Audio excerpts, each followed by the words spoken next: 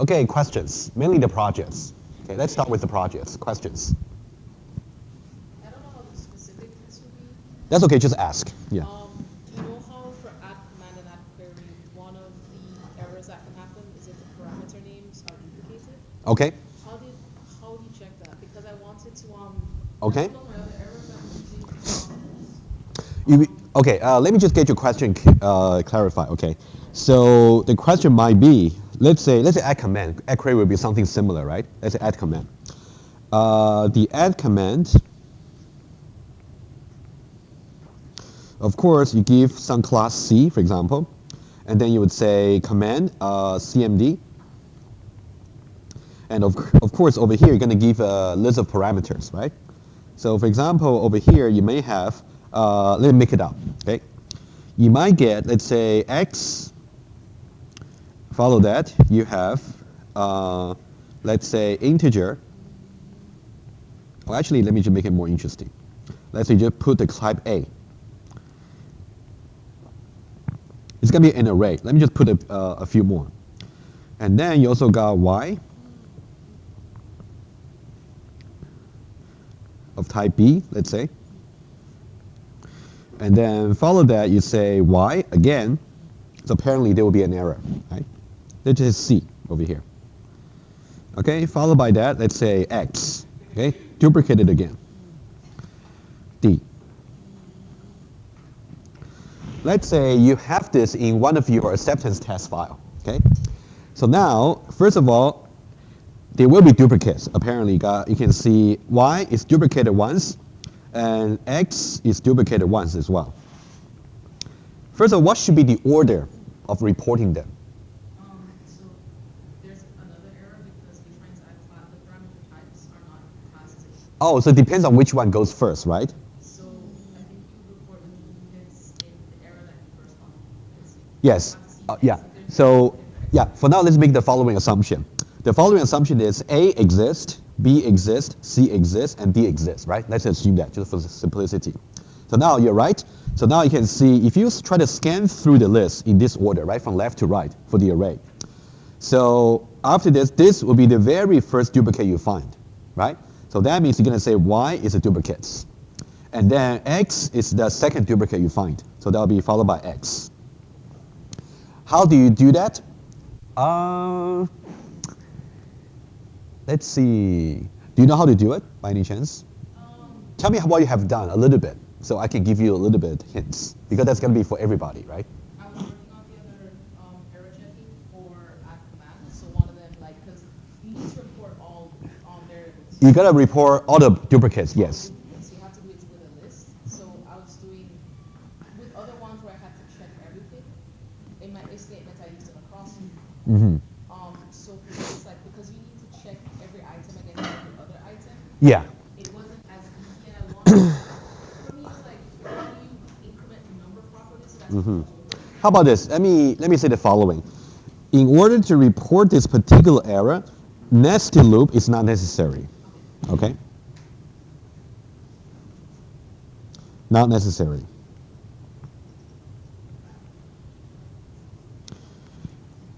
The only hint I might just give is like this. You may want to find out all the unique names in the list. Okay? For example, let me give one example by you. X is the first one I see, so X should be in the list. So far the unique number is just unique name is just X. And then followed by Y. Y is also unique so far. So now I've got X and Y. So now Y already exists in my unique name list. So Y is now a duplicate. Right? And also X also exists in my duplicate list as well. So that means these two should be reported as error. Okay? I hope that's concrete enough. Okay? Yeah, so the question was really about how you can implement this particular error check. It should be quite easy, right? Algorithmically, it's not difficult. Right? You don't need a nested loop, I can tell you. Okay. Okay, questions?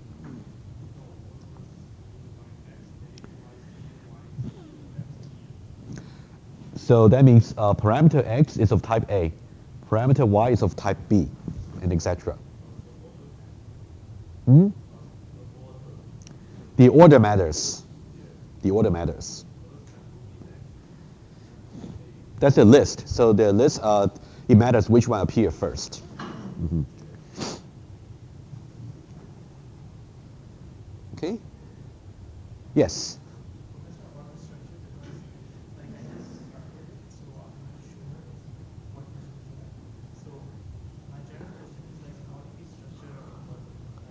How do you structure your projects? Okay, I'll give it. So that's a very general question. I'll try to answer a general way. How do you structure your projects? So basically, in the instruction there, you were given a grammar, right? And the grammar tells you about programs. It tells you about expressions. So these are the two main concepts you have to know about, right, from the grammar. And also we have a short tutorial on the grammar in your lab session, right? You can also refer to the recording for that. Okay, for the grammar, and with our programs, we got expressions. And we talk about several things you have to perform on the grammar, right? One is about generate Java code. And another big one is about type checking, right? And of course, to see exactly how these two should work, you should really refer to two things, right? You should really refer to the at01.txt, for example. I gave you quite a number of acceptance tests. Study the files and see what should be expected. That's number one. More importantly, there is an executable in Linux, right? I made available on Moodle. Oracle, just Oracle, is executable. The use of Oracle is as follows. Let's say you get all the basic tests I gave to you, they're already working. You gotta try more, because for the grading, I might test you some missing scenario that's not covering the basic ones. So what you should do is, for example, you might just have your own test cases. Let's say AT101, okay, .txt. That's your own test case. What you would do is you're gonna say Oracle, which is executable, and then -b at101.txt, and then that's going to generate something, right? You can simply redirect that into, so it's a greater than redirect, at101.expected.txt. So now this one tells you what's the expected output because that's Oracle, right? Of course, study at101.expected.txt. If the output simply makes sense to you, that's the correct answer. Of course, rarely, if the output simply doesn't make sense to you, then you may want to write me an email in private to see this particular line doesn't make sense. Is it a bug? If it is, I'm going to fix it. If it is not, you have to take it for granted. Okay. Okay. And also, what kind of design should you use? Basically, many of you may have realized maybe composite pattern and visitor pattern should be the way to go. However, for this particular project, I did not impose any constraint on saying you have to use those two. I'm just saying they are the more obvious choices. Okay. However, notice the following. Okay. So there are two parts for the projects. Okay. For the project, there are two parts. The first part is about the report, and the second part is about the software. Okay. For the software part, we do not look into your code. All we do is to run the Oracle against your code on on a series of test cases, right? In that way, your design, your code structure doesn't really matter.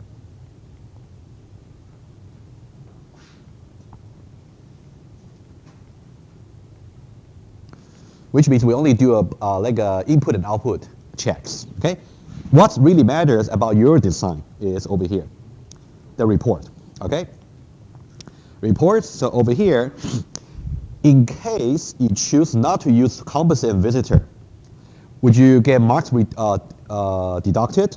In principle, no. However, I'll ask the TA to pass all the reports where they don't use visitor or composite to myself.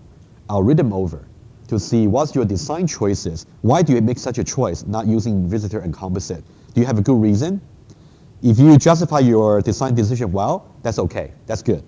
If you couldn't justify it well, you might lose marks. Okay, I hope that made it clear, right? Okay, yes? So like general grading, so like you're saying like the software part grading is something similar to lab 3 and lab 4, which you Yes, here, right? yeah. Basically, for software part, I just got a series maybe from AT17 until AT50, for example, right? And I'll simply grade you according to that. And all the basic test cases I gave to you as a starter, they're also there. They're the basics. Design decision we made and like explaining those parts and like good design or bad design. Should it be doesn't matter in software, but like it is matter in Yeah, but the report itself is 5%. So I'm going to ask the TA to do a first scan. Anything I think they believe should be deserve my further attention, they'll pass to me, and I'll read them over. Okay. Yes. Okay. Okay. But you know, we really want you to practice as many design as you can that you learn from this course. Okay. Again, okay. Do you have to use visitor? You don't have to. However, you must have a good reason. If you simply say I couldn't get it to work, that's not a good reason, right?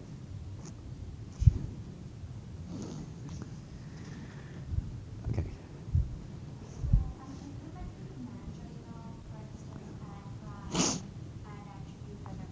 Mm-hmm. I started with add class, and my add class stores the class names in an array. So I'm going from there. I'm working on add attribute right now, and I'm not sure how to.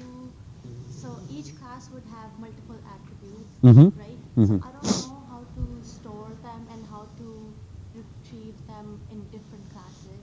What would be a good structure or way to? Okay. The question was, let's say for the program structure over here, that's a question.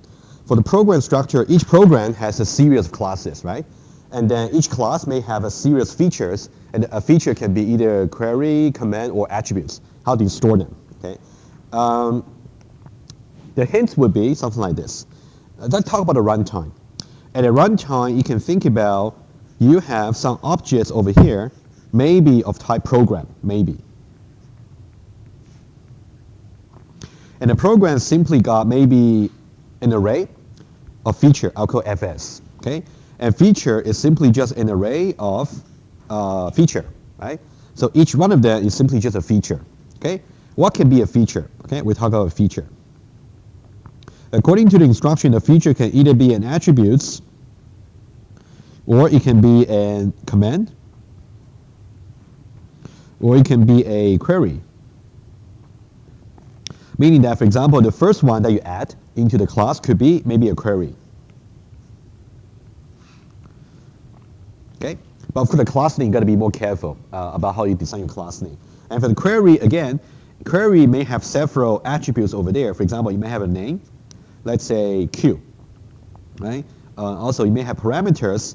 In that case, that'll be an array of maybe strings over here, right? You just got an array, maybe P1, parameter number 1, and P2, parameter number 2, and etc., right? So basically, how do you actually store the various features, and also for the various for each feature, how do you store their parameters? You just keep using collections, array or linked list. Yeah. Okay, the question was, is the query class deferred? According to what I'm drawing over here, query cannot be deferred because in order to be an object, the class cannot be deferred, right? Yeah, sure. Huh? Yeah, feature, let's say if you have a feature class, it may be deferred, maybe, right? Yeah, it may be.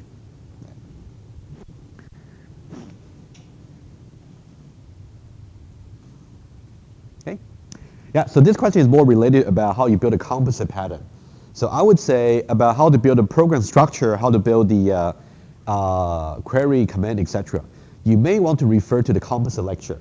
And there was a short tutorial on, composite and also visitor. You may want to look at that. Okay. Yeah.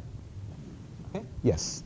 So I have a composite pattern set up, and I have like one visitor operation to like evaluate expressions. Not add them up, but like actually construct them. How are you time checking the visitor pattern?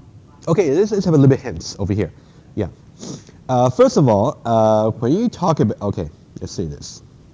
Let's talk about simple example, okay? How do we do type check? Let's say, let me extend the tutorial that I talk about for visitor a little bit, just to cover this. Let's say, for example, we have a class called expression.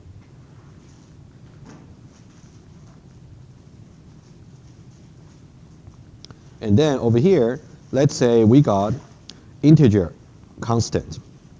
And also we got Boolean constant. Okay?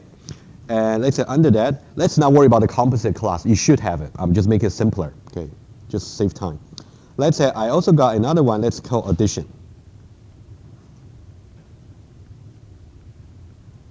Okay? Let's say for the addition, I got left and right, which are also expressions. Okay? And for integer constant, I got an integer I, let's say value.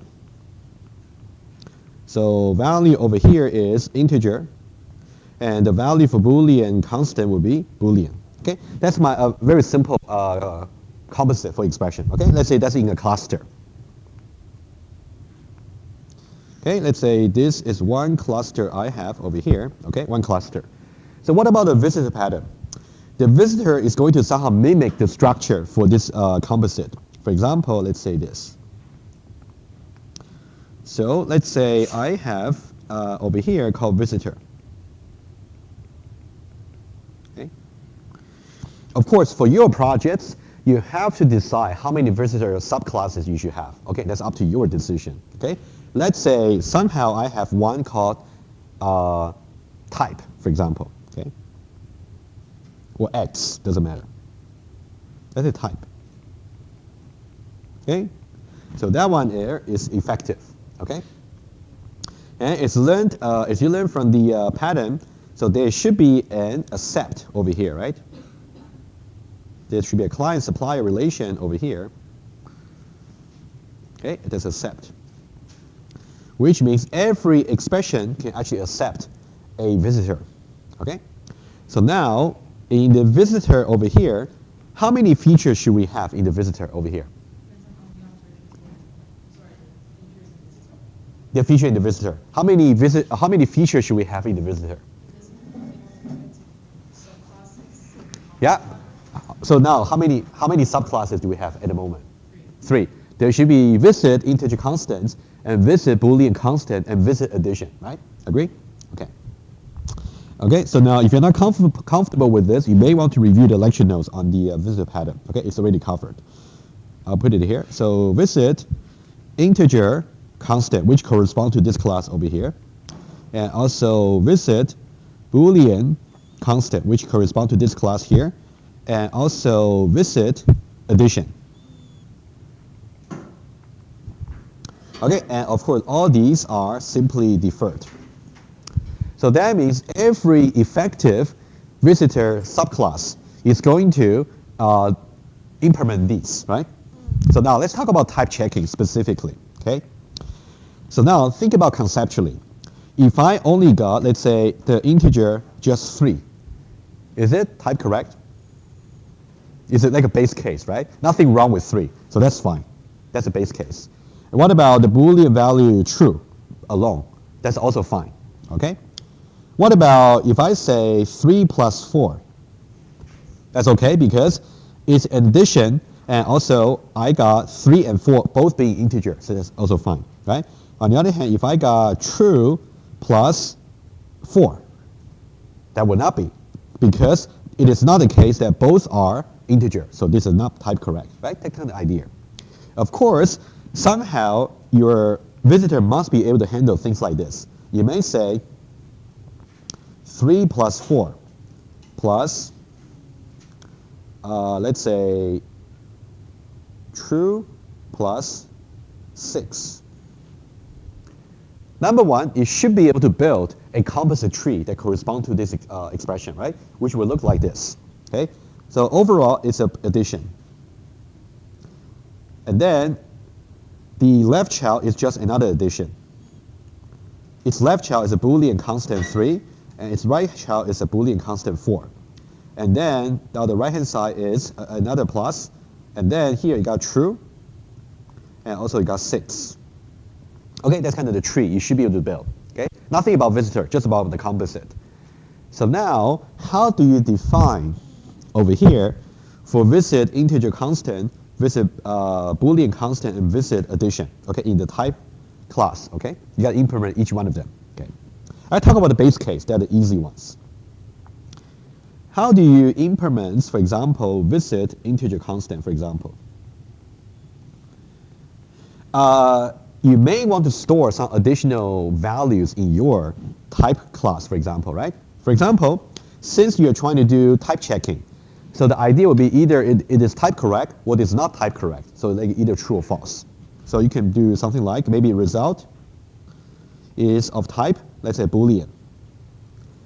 So that means every visit feature over here at this level is going to set the result accordingly, right? Either to true or false. Okay. So now, for visit integer constant, how should we set the value of result?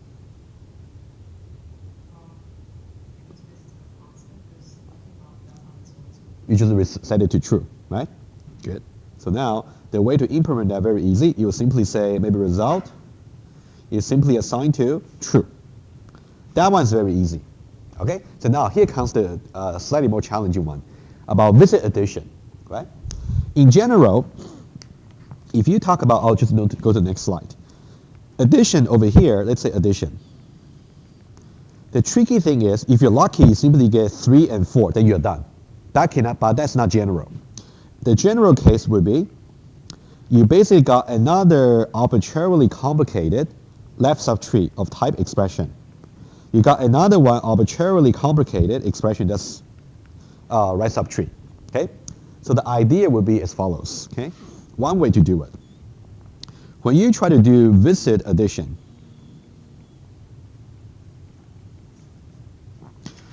and also corresponding to what we did in the class, remember how do we evaluate addition?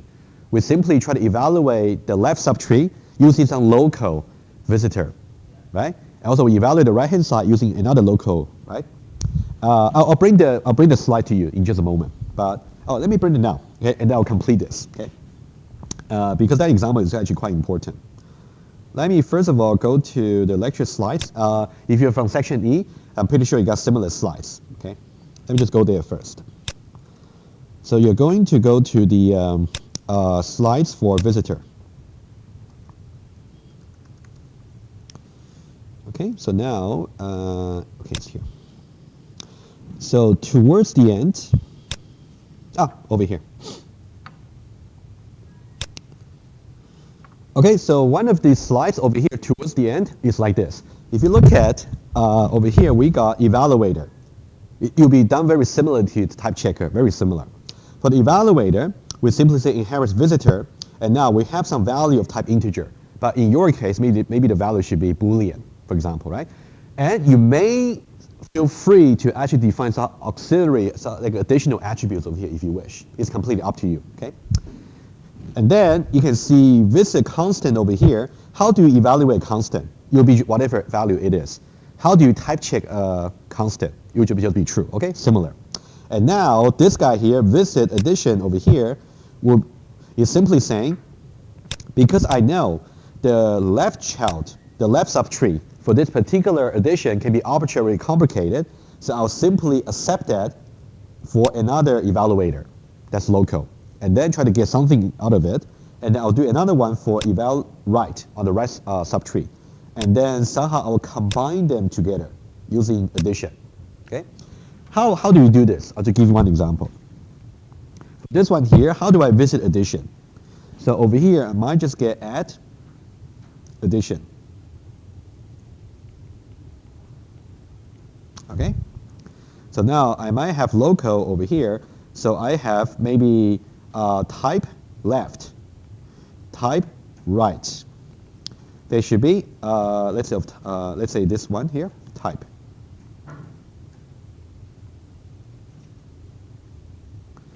So now, how do I check it?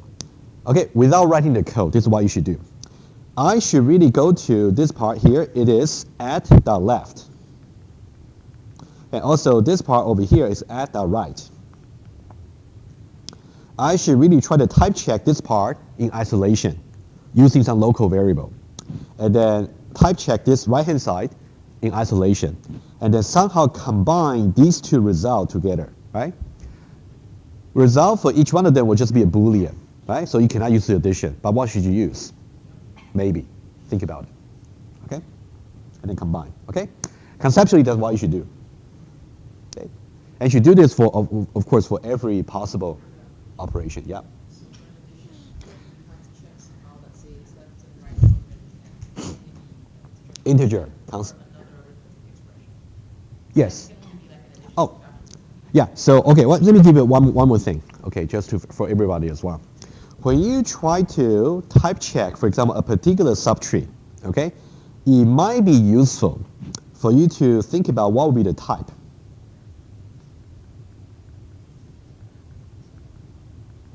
Left subtree. What would that be? Okay, so now you may just want to, without giving you too many hints, you may want to write some additional recursive algorithm to actually go traverse this particular tree to figure out the type. How do you figure out the type? Give you some example. Let's say this one here. If I got 3 plus 4 plus true plus 6. Let's say that's what we have, right? You can see for this particular addition here, this is the left subtree. What's its type? Integer. But somehow your recursive algorithm should really figure it out. It will be integer simply because, number one, it is an addition. And also, the left subtree is of type integer. And the right subtree is also of type integer. So that's why overall it should be an integer. Okay? Again, your method should really work for any general tree. Okay? Not just for a specific example I'm talking about here. Okay? Yeah. Chelsea, make sense? Okay, good. Yeah. Jason, you got questions? You're fine. Yes. So I have implemented integer pattern for the expression. So I'm curious about how would I connect composite and physical pattern to work together. So the way they work together is the accept over here. You should really define the accept feature. Mm-hmm. So I would have accept in visitor and composite. No, you may want to review to the notes a little bit. The accept feature should be defined in the expression class. Okay? Yeah. The accept is the main thing that will make things connected. Mm-hmm. Yeah. You okay? All right. Yeah, we got about 20 minutes. Okay. I'll try to host an office hour next week as well, but you may want to ask as many questions as you can today since I'm here, right? You can ask any question you like. It's just about how I responded, right? So don't be shy. Just can you give a brief description for the accept feature? Accept feature. Oh, just for the accept? Okay. The accept feature over here, for example, it has a very standard formats, okay? You know what? I'm not gonna write it down because it's on the slide. I can just refer you to the slides, okay? If you look at the slides over here for the accept, for example, every expression class is going to have the accept feature because accept will just be defined over here. Let me write it down. You'll just put accept over here, and that's simply just going to be deferred, okay, in the expression class. So that means every subclass it has to implement it, okay? So now how do we define the accept? Every accept is going to take a visitor over here. So you will simply say whatever visitor it is, the visit. So now this feature over here must correspond to the current class, right? So now if I'm currently in the constant class, I should say visit constant, okay? And then pass the current objects, okay? And something that you may not be directly, you will not be tested when we grade your project, but maybe in an exam. Make sure you understand what double dispatch means when you do a visitor pattern, okay? When you prepare for the exam, okay?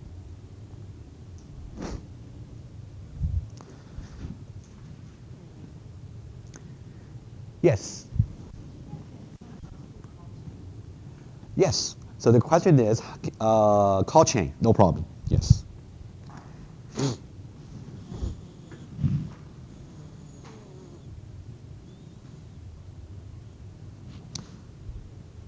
Okay, about the call chain. Okay. Again, I'm glad you asked, so that can save me some answer over the weekend on the Moodle. Okay, let's think about one example, okay? So class A, let's say B of type B, and C of type C. And let's say we have a command, just make it easy, okay? Void CMD, and then let's say we got something, let's say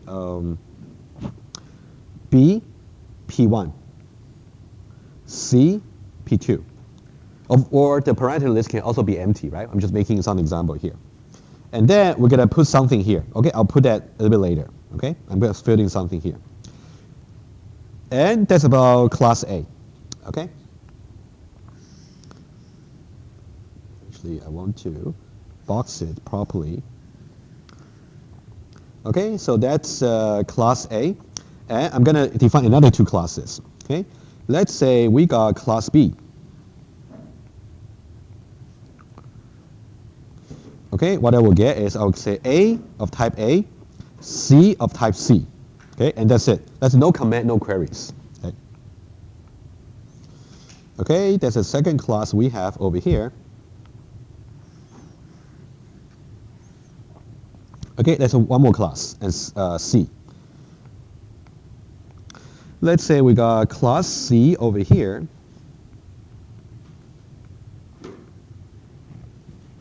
And then I'm going to have, let's say, A of type A, and also B of type B. Okay, and then I'm going to put this into box.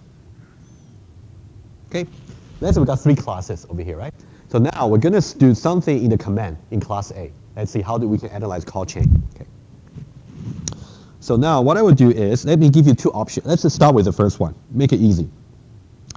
Let's say we got an variable assignments. If I simply get, let's say B, oops, sorry, B is assigned to, for example, P1. That's the simplest call chain you can have, which means on the right-hand side, P1 itself is a call chain. So how do you add P1 over here? Okay, what you will do is you will simply say add call chain.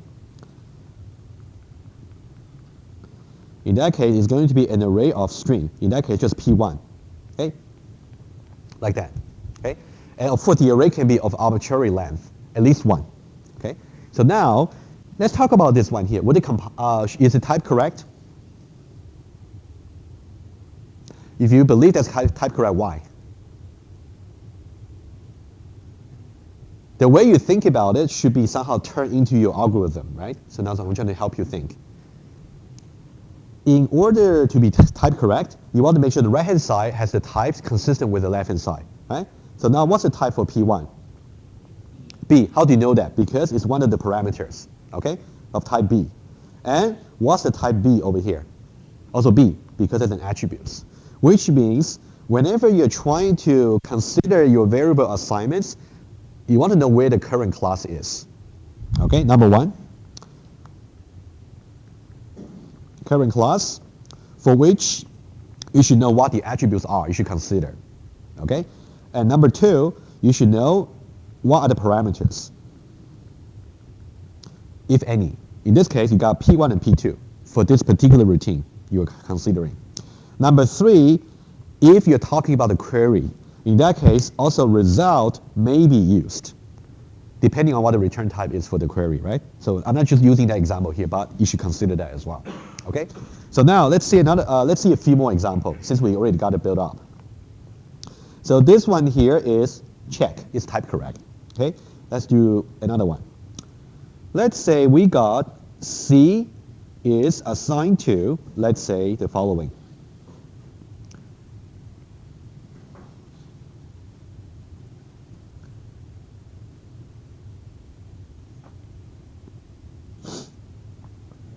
One moment. Yeah, I'm just trying to think.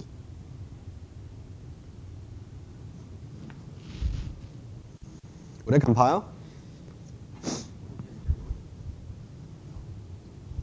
Yeah, somehow you're tracing the classes, right? That if that's what you're doing, you're on the right track. Okay.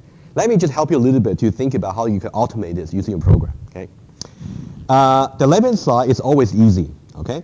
The left-hand side over here, if you want to figure out its type, just look to see whether it's one of the attributes or one of the parameters. In this case, it's one of the attributes. So the type is simply just C. In order for this to be type correct, this whole thing must be of type C. Let's see if that's the case, okay? The way to do this is by analyzing from left to right, okay? Not from right to left. Let's say we start with this guy over here. So now, does P1 make sense to start with? It makes sense because it's one of the parameters, which is B, okay? So now we know that this tells us we should go to class B. Go to class B over here. Does class B contain anything that makes sense for A? It does. It's exactly over here, A. So that means N and A is of type A. So that means up to here, we talked about A. So now we should switch back our context to A. So now does C make sense for class A? Yes, over here, exactly. Okay, so now we are, and C is of type C. So now we find C and C. Okay, I hope you got a fairly good idea. Okay, let me give you one more. Okay, before I take a question, let me give one more. Okay, what if I say C is assigned to P1 dot A dot P2?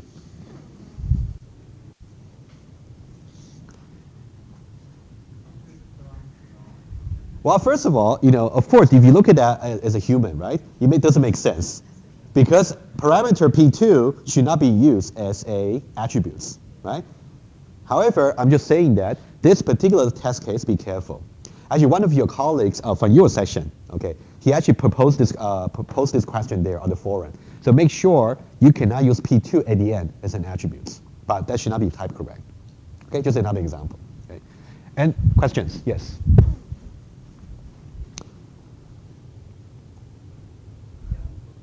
Yeah, go ahead. Which is the exact same to the left and the right, like C as a, like if C is on the left side, it needs to be on the right side. That's what we are actually doing. Yeah, basically the way you analyze a call chain is go from the leftmost gradually until to the rightmost. You want to make sure for every variable you're currently considering makes sense for the current class you're talking about. So that means you have to keep switching the context class. Okay, that's what you got to do. Okay. Yes. So it's like refer to C equals P1.A like P2. So like the first first from call chain can able to using the parameters. The rest from the second one like A. Yeah. It is not correct if you define that. Yes, correct. So basically, the reason that this guy here is not type correct. Think about how your algorithm will run. You run it this way. First of all, we run P1. We know P1 is a type B. So that means we switch the context to class B. And then does class B have A? It does. Okay? So now we should switch the context back to A. Okay? And now, does A have an attribute called P2? In this case, no. Okay? You want to make sure your method is somehow going to say you can only use parameter in the beginning. Okay? Yeah. Okay.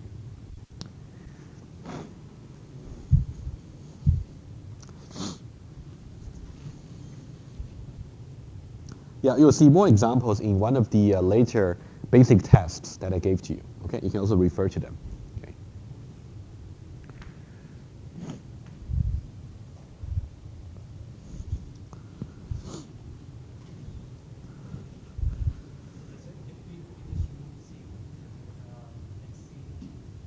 Yeah, you want to try another example?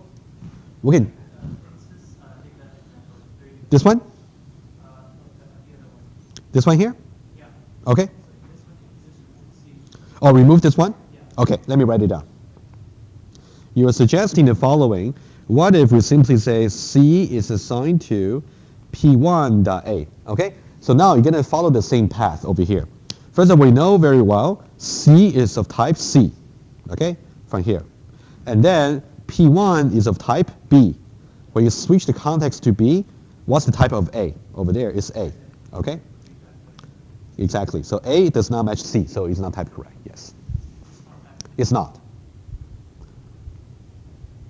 It will be type correct if you're trying to assign something to something else with the same type, right?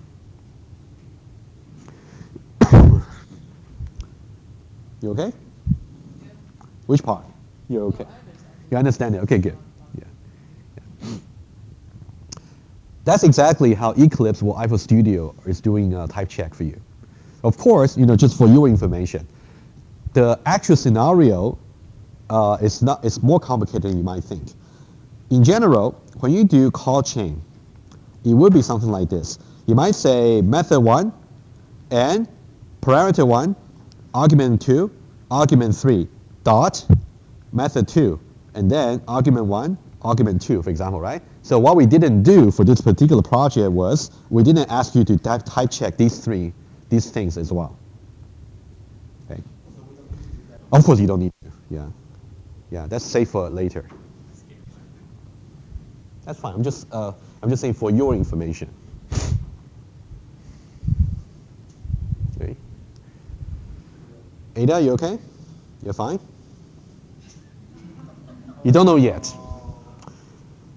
Well, if you have not even started yet, you still got hope. You can still finish it, but you may have to prioritize that over the weekend. That's all I can say. Right? Yes.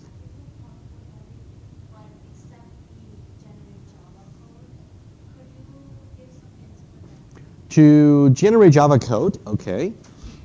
To generate the Java code, you still have to, maybe you will simply create another subclass of the visitor just to do it. And of course, you have to make sure the generate Java code can visit integer constant. How do you generate Java code for the integer constant? For example, how do you generate Java code for 3? 3, right? How do you generate Java code for true? Maybe capitalize true, right? How do you generate Java code for example, let's say, if I got addition over here, and then it has the left subtree and the right subtree. How do I generate the Java code for this particular tree? So what I will do is, I will try to generate the Java code for the left subtree, which is going to be some string. And then I'm going to generate the Java code for the right subtree, which will be another string. And then how do I generate for addition? You will simply concatenate S over here plus maybe the plus sign over here, and then plus the R string. Okay, that's what you will do. Yeah, again, everything will be done recursively, right? The way we do type checking and the way we do generate Java code, very similar to how we do evaluator. Very similar. Okay? Of course, assuming that you have followed the notes, right, in the lecture.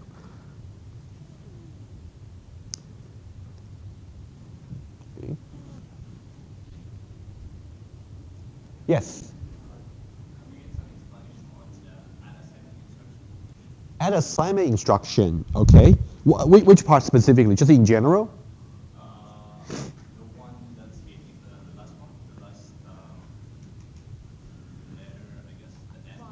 Yeah, it's like N is given a value of string, and I just want to know how it gets assigned. Like if We have a class name, a teacher name, and It's called a variable body. name. So, okay.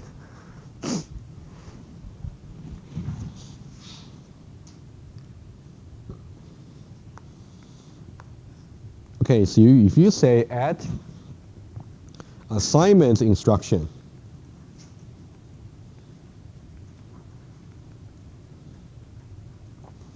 and for that one, of course, you're going to take some class name, let's say C, and then you're going to take some maybe routine, let's say command, let's say CMD, okay? And then the left-hand side is going to be a single variable. That's always the case. For example, you might say X. Okay? So of course, there's some error checking you have to do. Make sure C is an existing class. And also command is an existing command in C. And also X is also some existing attribute, for example, right? In the class. You can look at the error messages for that. Let's say there's no error for this particular one, right? How do we do it? You can think about, let me go a little bit back to the diagram I just drew a few moments ago. Let's say this is your program structure over here, right? Okay. So now let's say for query, let's say not command, let's say for query, okay? And then maybe one of your implementation, one of the attributes called implementation, let's say. And the implementation there can be just a sequential composition of variable assignments. Okay? And now, let's say currently it's empty. So now as soon as you say add add assignment instruction, you're going to extend it by 1 objects, right? So what you will do is go back here. You'll simply say, I'm going to extend it by 1 assignment instruction, assuming that you got that particular class, right? Assignment instruction. And what should be the attribute for assignment instruction? That's up to you. One possibility could be you may have maybe left and also the right. Okay? The left-hand side should always be the string. In that case, we simply choose over here, let's say x. Okay? So now what I will do is I'll simply go back there and put x over here. And then what about the right-hand side? What should be the type for the right-hand side of the assignment instruction? Expression. Okay, you want to look up the grammar for that. Okay? So now over there is simply just going to be an expression. Initially, it will just be question mark. So now every time when you are trying to add more, like addition, modulo, etc., you are supposed to somehow update this particular question mark by something else. Okay? Maybe that answers your questions, I guess? Okay. Just very general question. How's the weight between the 5% report? What's the weight between bond diagram and the hygiene report? Oh, I see. I think the bond, we'll try to read them together. I wouldn't say, bond diagram itself would be how many, and yeah. But I think it's really important for you to justify your design decisions, especially if should you choose not to use visitor or composite, which is completely fine, but make sure you justify that well. Okay?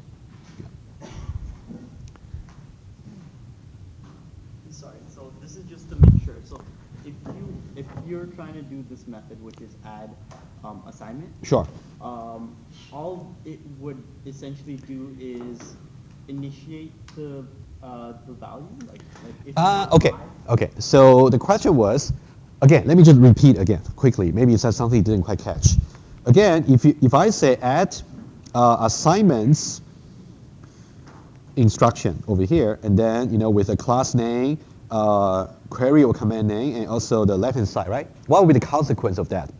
The consequence of that is, given that you already got some program structure, go to the corresponding class or feature, go there. Okay, let's say we talk about this particular query, let's say. Go to that particular query, presumably you store some structure for the implementation. Implementation would just be a sequence of maybe assignments, for example, right? And then you're just gonna add in a new, maybe assignment objects, maybe. Yeah, conceptually, of course. And as to how you design the class for variable assignment, it's completely up to you. You want to think about how to do it. The only thing I was confused about was, in this case, would X already exist in the class that you're trying to add it to, or do you add X? The X over here, think about it's just a string. So as part of the error checking or type checking, you want to make sure X is actually some existing attribute or parameter. Oh, sorry, not parameter. You want to make sure X is some existing attributes in the current class. Okay. So a hint for you, every time you're trying to do type checking, you really want to make sure what the current class is you're talking about, since we talk about OO, right? Yeah. Yeah. The report. Yeah. Okay. So for the structure that we use for the visitor pattern, as we use the type checking, we use visitor pattern, and the whole structure that we just started, we started with a composite pattern. Yeah.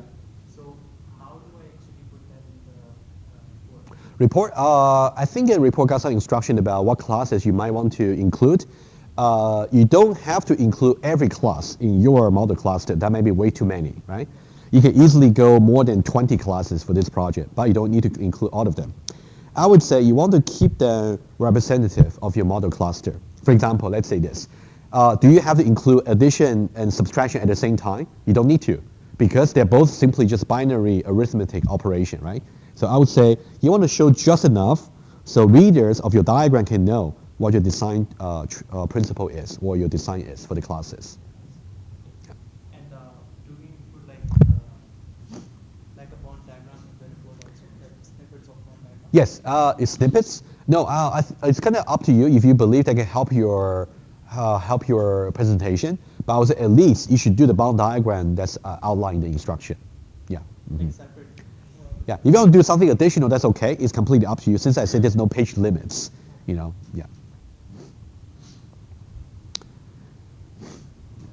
Yeah, but I want to go straight to the point, right? For example, the TA or myself, I'll look for, so where does the student or where does the team explain about information hiding? I want to look for that, right? And where does student explain about single choice principle, things like that, okay?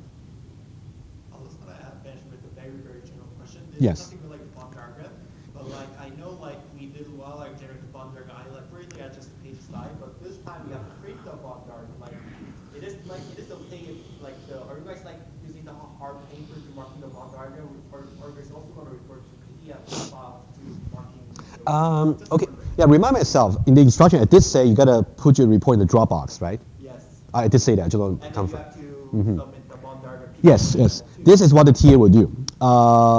For the TA to give you some comments, they might write something on your paper, okay? But for your diagram, make sure they're readable for both the PDF and also hard copy. Sometimes when things getting a little bit too small, we can tolerate to some extent, so TA can just go to your PDF and try to enlarge that a little bit. Yeah. That's certain extent we can do, but don't make it so tiny, right? That is simply not readable. I know because it's gonna be very large bond Yeah. diagram. I know, so that's why I said you want to be selective, right? Again, you don't have to include every class. So we can Yeah. just use ovals for some of the ones that. Yes, exactly. So you don't have to show every class in their detailed view. It's not possible. Yeah. Also, it's not necessary, And right? but like we have to show like all like if we decide to use a composite pattern, for example, like I decide to it's like a little bit I'm worrying just stop me if like it's become composite specific, but like I use like addition subtractions in each classes, so like I'm just worrying like it's gonna be like exceeding page limit. That's why. I think for the diagram, I say it should be just one page, right, for each Yes. diagram. Yeah. So I would say be selective. For the composite, again, you don't have to show every class that's in the hierarchy. Show just the representative, right? Yeah. For example, let's say addition and call chain. They belong to different categories, so they should both be there, right? Yeah, I know. Versus, let's say addition, modulo, they're somehow similar, right? Yeah.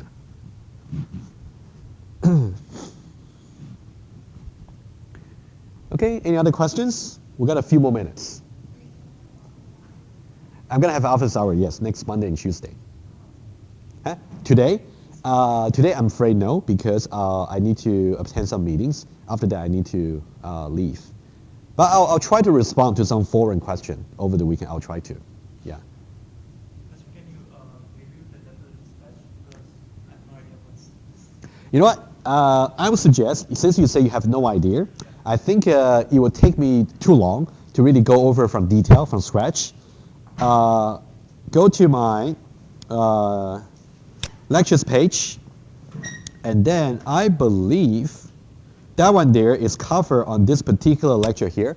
Try to study them a little bit. I'll be happy to go over parts of them with you later. Okay. Yeah. I hope that's acceptable by you. Yeah. Okay. Stop the recording. I'll just have to look specific. Okay, so that'll be it. That'll be it.